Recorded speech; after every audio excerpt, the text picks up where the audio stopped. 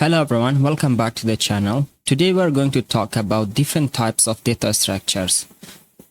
Data structures can be classified into two main categories, primitive and non-primitive data structures. Primitive data structures are the building blocks of all other data types.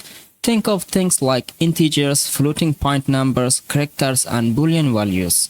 They are simple, they are fundamental, and most importantly, they are directly managed by your machine's hardware.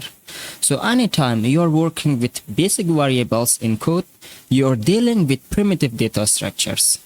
Now moving on to non-primitive data structures. These are more complex and give you a lot more flexibility.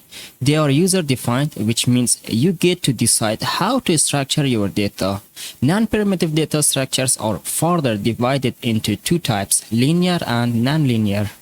Let's start with linear data structures. These organize data in a straight sequential order, so you can access data in a specific sequence. Examples include arrays, stacks, queues, and linked lists.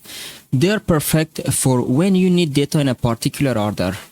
Nonlinear data structures, on the other hand, are a bit different.